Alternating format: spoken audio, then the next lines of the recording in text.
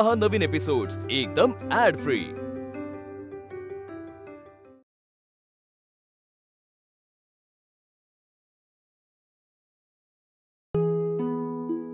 बसा बरं तुम्ही, बसा बसा बसा।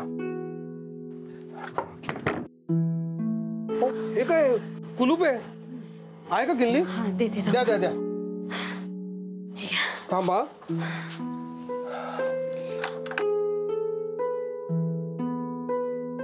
हे काय हे उघडत नाहीये। हा, आतनं कडी लावली असेल विभायात। आतमध्ये विभावरी आहेत, कुलूप विभा।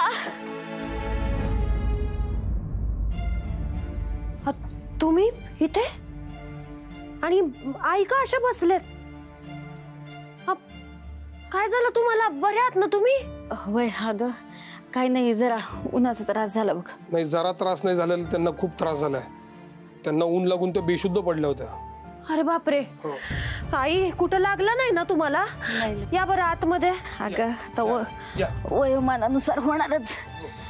तुझ्याशी बोलत होते, डोळ्यापुढे अंधारी आली आणि पडले बघ खाली।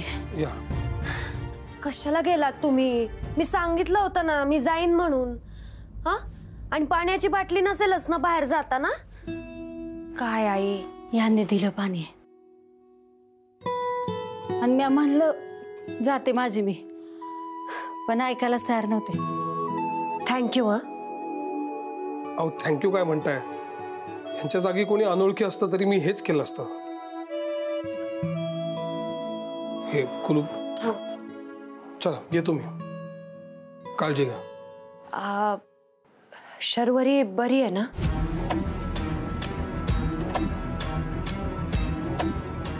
तिच्या वागण्यातला बदल तुम्हाला जाणवला नाही का अजून?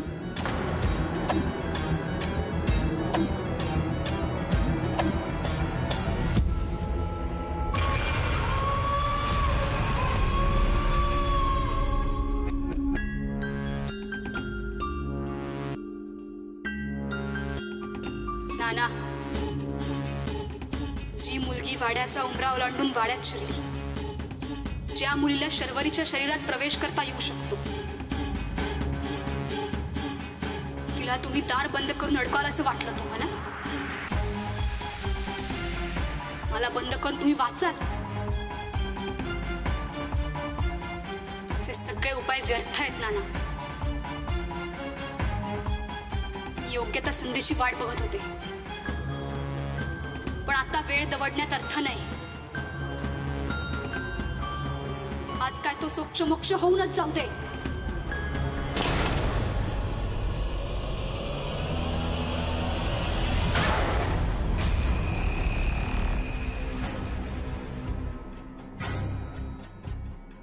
मी हसत हसत डोळे मिटले असते।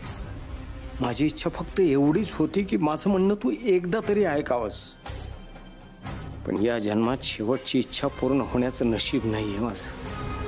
मग आता मी जगून करू तरी काय?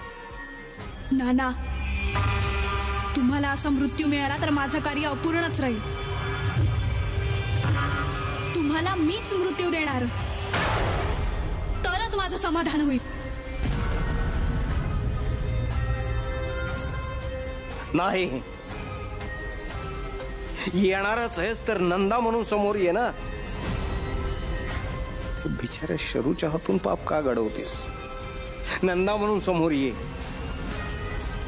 पुढे तुला माझं ऐकायचं नसेल तर ठीक आहे, पण माझा जीव जाईपर्यंत मी हेच सांगत राहणार।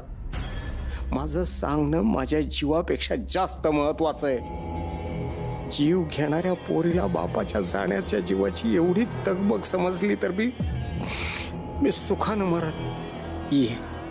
ये कर, तुझं कार्य पूर्ण कर।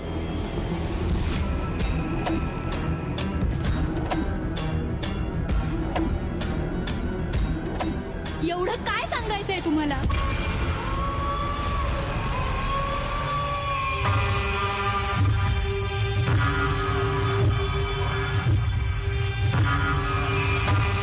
नंदाचा बळे मी तिला, ती आता तो डाव माझ्यावर उलटू पाहतीये। पण याचा फायदा नानाला होता कामा नये. नंदाला शर्वरीपासून वेगळं करण्यासाठी आता मला माझी सगळी शक्ती एकवटावी लागेल. गेले 200 वर्षात हे घडलं नाहीये, पण हा शेवटचा बळी आहे पंत. थोडा त्रास सहन करावाच लागणार.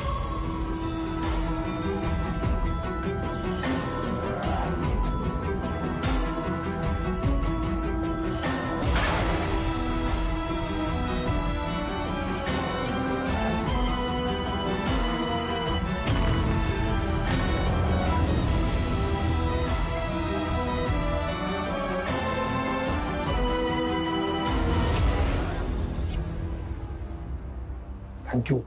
ऍक्च्युली चहाची वगैरे काही गरज नव्हती. झालेल्या प्रकाराबद्दल मी तुमच्याशी बोलायला आलो होतो. That's it. मी निघतो. अहो नाही असं कसं. अहो मी काहीतरी खायला करते ना. तुम्ही पहिल्यांदाच आलायत आमच्या घरी. नाही मला नको. खायला नकोय मला. ऍक्च्युली तुम्ही नसताना मी येऊन गेलो इथे. हो पण ते रागात येऊन गेला होतात ना. आता तसं नाहीये. आपल्यातला गैरसमज दूर झाला ही मोठी गोष्ट आहे.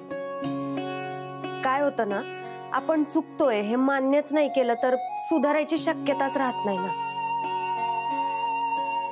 आता तुम्हाला पण शर्वरीतला बदल जाणवतोय, तिच्या वागण्यातला बदल तुम्हाला लक्षात येतोय, तर आपण पुढे काय करायचं त्याचा विचार करू शकतो. नाही पण जोपर्यंत ती मुलगी कोण आहे हे आपल्याला समजत नाही तोपर्यंत शर्वरीवर तिचा एवढा परिणाम कसा काय झाला हे कळणं अवघड आहे ना. म्हणजे जे काही 2-4 दिवस ती तिच्या संपर्कामध्ये होती, माझा तर असा विचार आहे की कदाचित तिने तिला हिप्नोटाइज करायचा प्रयत्न केला असू शकतो. आपल्या निरीक्षणातला फरक अजून आहेच. तुम्हाला असं वाटतंय की तिला एक मैत्रीण होती, राईट, आणि मला असं वाटतंय की तिला मैत्रीण नव्हतीच. काय करायचं पुढे? नाही ऍक्च्युली कसं आहे, माझ्या ओळखीचे डॉक्टर आहेत. मी त्यांच्याशी बोललोय. एक 2-3 दिवसामध्ये त्यांचा रिप्लाय येईल मला. ते डॉक्टर शर्वरीशी बोलतील आणि त्याच्यानंतरच आपल्याला ठोस काहीतरी कळेल असं मला वाटतंय. मी एक विचारू का? मी शर्वरीशी बोलू शकते का? नाही म्हणजे तुम्ही म्हणत असाल तर मी तिला थेट त्या मैत्रिणीबद्दल नाही विचारणार. पण कसं असतं ना, काही गोष्टी तुम्हाला कदाचित ती नाही सांगू शकत. नाही मला माहिती आहे तुमच्या नात्याबद्दल. तुमचं नातं खूप छान आहे, मोकळेपणाचं आहे. पण हे वय नाजूक आहे ना, आणि तिची आई असती कदाचित. सॉरी म्हणजे मला असं म्हणायचंय की तुमच्याकडे काही गोष्टी कदाचित ती नाही बोलू शकणार, माझ्याकडे बोलू शकेल. म्हणून विचारते की मी बोलू शकते का शर्वरीशी? बोला ना तुम्ही, पण त्याच्यासाठी तुम्हाला चंद्रविलासवर यावं लागेल ना. कुणी कुठे जायची गरज नाहीये.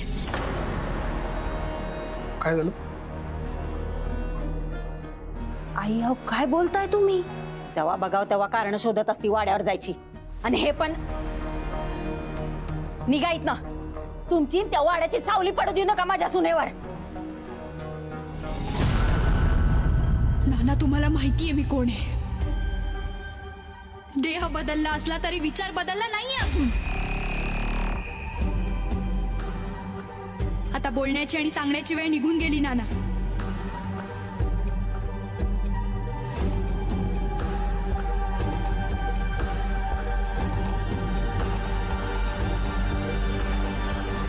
हे खरंय की तुमच्यापर्यंत पोहोचण्यासाठी मी शर्वरीचा फायदा घेतला. तिच्या भाबडेपणामुळे माझं काम सोपं झालं. तिला वाटत होतं मी तुमच्या मनातलं तिला सांगेल, पण तुमच्या मनातलं सोडाच.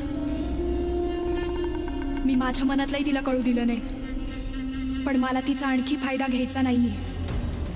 त्यामुळे मला माझं कार्य लवकरात लवकर पूर्ण करायला हवं. मी तुमचं काही ऐकणार नाहीये नाना.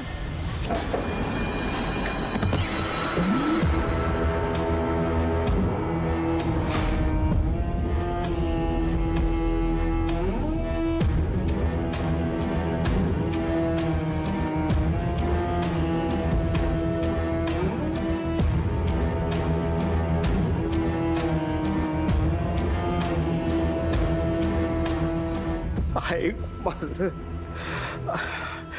माझ्या जीवासाठी नाही, निदान शरू आणि अनंतासाठी तरी ऐक. नाहीतर जे आपलं झालं ना तेच त्यांचं होईल.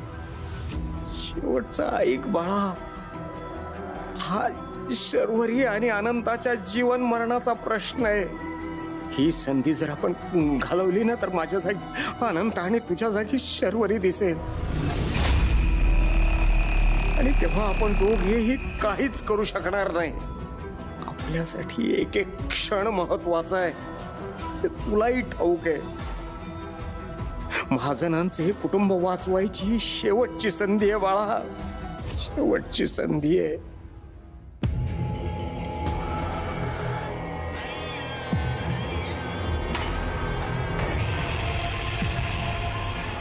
नंदा, इथल्या प्रत्येक घटनेचा करता करविता हाच आहे.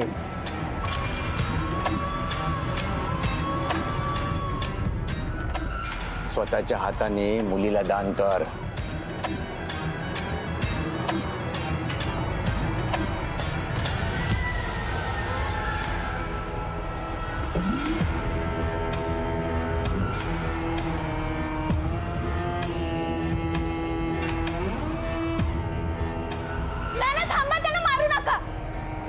त्याला नाही ना, मग तुला नाही. तुला कशी मारून चालेल? तुझी तर पाठवणी करायची. तुझ्या अंगावर ओरखडा सुद्धा दिसता कामा नये. पाठवणी? चंद्रविलास मध्ये आल्यापासून आपल्याला त्याच्यापासून वाचता आलेलं नाही ग. या नरहरी पंतांनी आपल्या घराची राख रांगोळी केली आहे.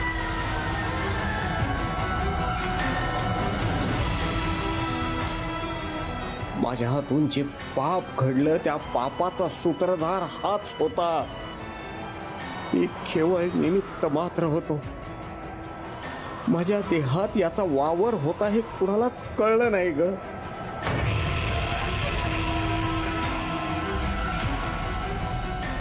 अंबिकेच्या आणि तुझ्या देहाचा अंत झाला तो या नरहरी पंतामुळे.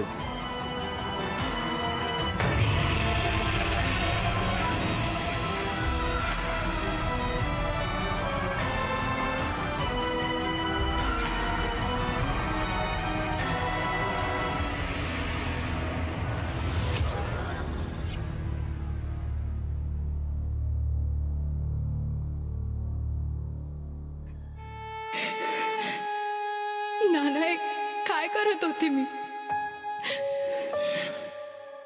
तुम्ही आयुष्यभर हतबलून स्वतःला दोष देत राहिलात.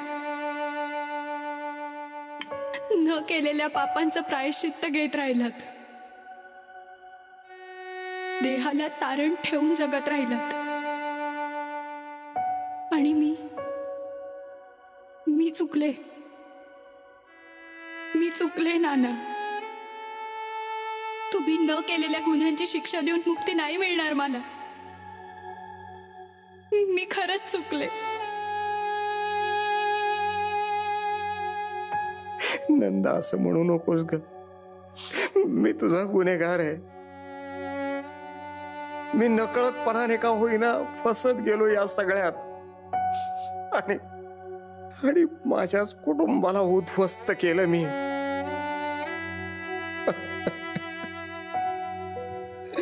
हा माझा गुन्हाच आहे. माफ कर मला, माफ कर.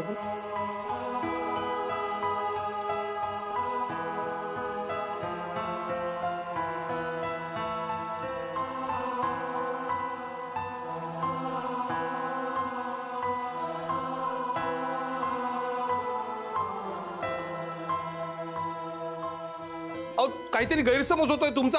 आमच्यात तसं काही नाहीये. अहो तुम्ही प्लीज समजून घ्या. अहो माझ्या मनात असं काय येईल? मी यांच्या मिस्टरांना भेटलोय.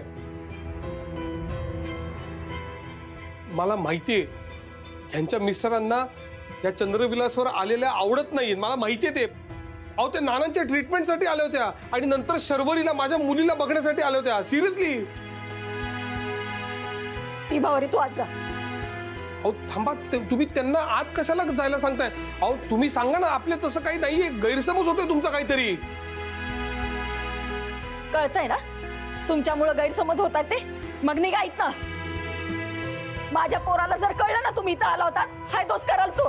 नाही नाही नाही, मी नाही येणार आहे. मी परत कधीच येणार नाहीये. सॉरी, खूप सॉरी. माझ्यामुळे तुम्हाला आणि तुमच्या मिस्टरांना काही प्रॉब्लेम झाला असेल तर please, I am very sorry. मी खरंच परत कधी येणार नाही. सॉरी.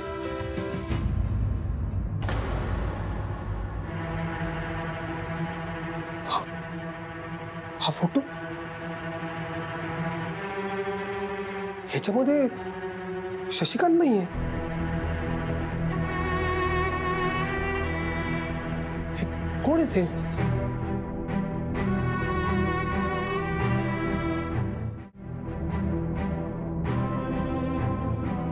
शशिकांत घोलप तुमचे कोण आहेत? हा,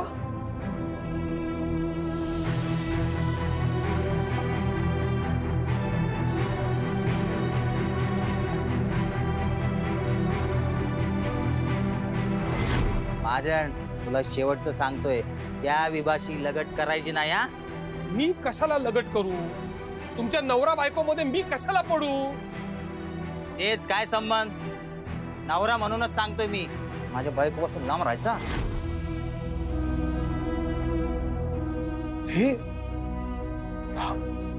हे तुमचे मिस्टर आहेत म्हणजे शशिकांत तुमचा नवरा नाहीये? अहो शशिकांतनी मला स्वतःहून सांगितलं होतं तुम्ही त्याची बायको आहात म्हणून. काय चाललंय हे? अहो आई, तुम्हाला कळतंय तुम्ही काय करताय ते? तुमच्या एका मुलाच्या बायकोला दुसऱ्या मुलाच्या गळ्यात बांधताय, आणि ते पण नालायक मुलाच्या. अहो विभावरी, तुम्हाला पटतंय का हे? तुम्ही कसं सहन करताय हे? तुम्हाला कळतंय तुम्ही काय करताय?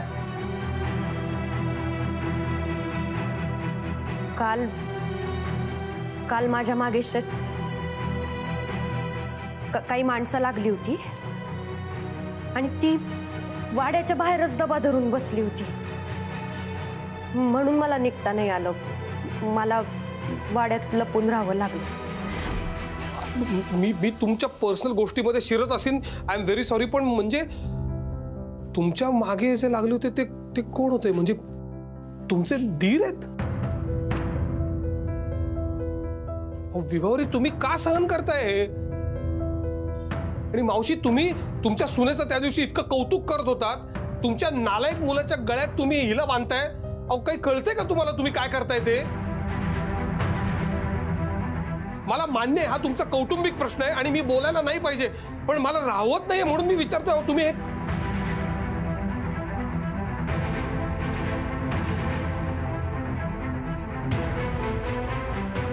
काळजी घ्या.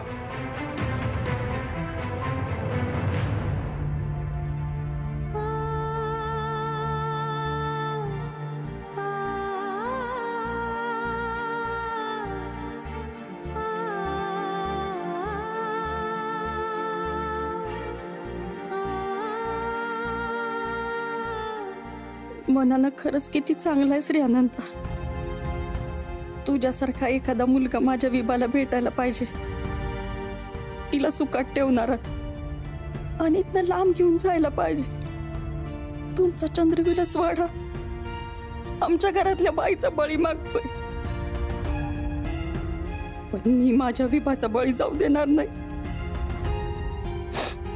जाऊ देणार नाही.